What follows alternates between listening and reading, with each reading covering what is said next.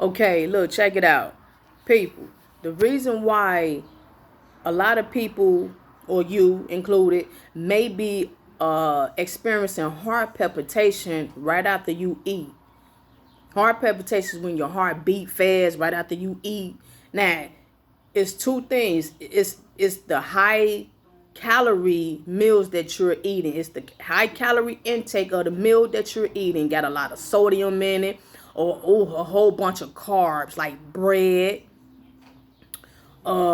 French fries, and I ain't talking about sweet potato fries. I'm talking about regular French fries. If you're indulging in a great amount of those things in one meal, you're going to experience heart palpitation.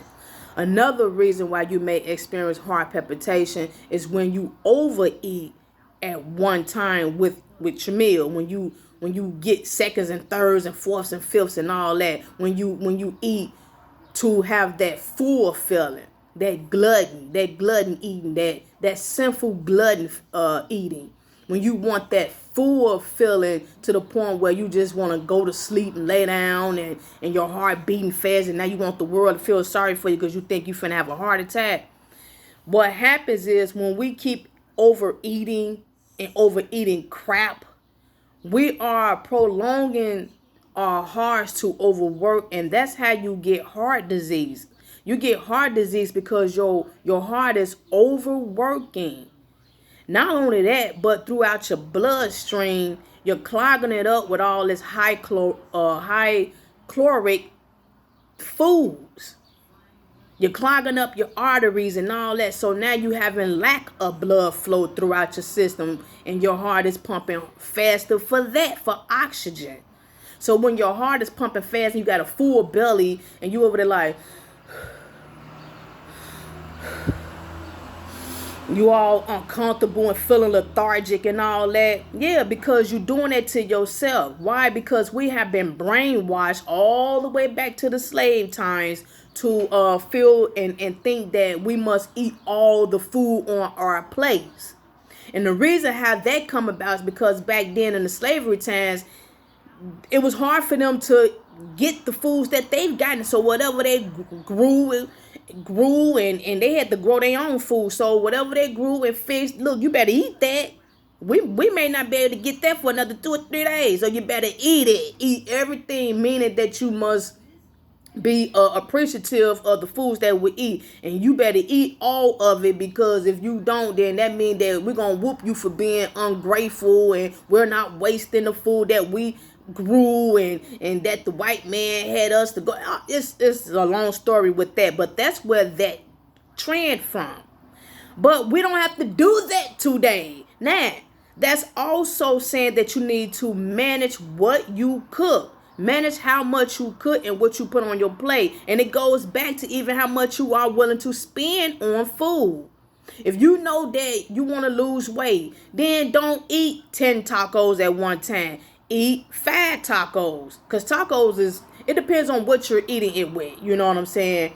If you got burrito wraps, we know that the bread is high in carbs. I don't care if you do get the spinach burrito, it still got sugar in it. So if you're eating breads as opposed to eating corn hard shells, when you're eating burritos, that's even higher in carbs. So instead of eating 6 burritos, you may want to eat one.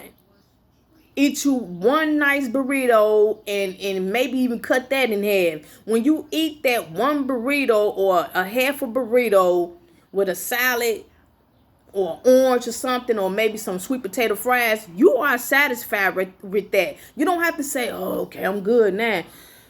All right, ready, set, and go for the other half. Or yeah, I ate 3 of them. I fixed 7. So I'm going to try to indulge with eating 4 more. And you know doggone well that's not going to happen. And if you do, you're going to hurt yourself. We are not losing the weight. If we want to lose weight, we are not losing our stomach if we're constantly overeating. I could tell this to a few of my coworkers. They don't even care. But yet at the same time don't like the way they look. You don't like the way you look because you know you don't look right or feel right. But at the same time, the depression comes in because you know deep down in your heart and in your mind that you're not willing to lose the weight. You're not willing to make the sacrifices on how you used to eat and what you want to eat. You rather eat Big Macs. You rather eat pizza. You rather eat Burger King all day, onion rings, which is fish scales and nasty, greasy, unclean grease fries. Talking about it is disgusting. Milkshakes and chocolate shakes and all this stuff with all this high sugar and stuff. All this stuff is just clinging onto your breasts, your arms, your butt, your thighs, your jaws, your neck. When we overeat, it's repercussions in that. So if you eat till you're satisfied, meaning that you're not over glutton, but you decent. You right. I'm good. You ain't sick. You ain't lethargic. You're not dizzy. Your heart not pumping fast. You blessed. You satisfied. That means that you can keep your caloric deficit down and you able to go out and work out without feeling all heavy and full. You maybe even have room to get dessert, like maybe a fruit salad or something. You got room for that. You're not drinking pops with all that half-fake sugar and stuff in it, the syrups. You're drinking water, maybe some non-sugar lemonade, black tea. People are scared to do right because they feel that they're going to miss the artificial fun of things in life. Let me tell you something. When the time comes of the famine of food, which is coming because it's prophecy, meaning that it's going to be a drought in food.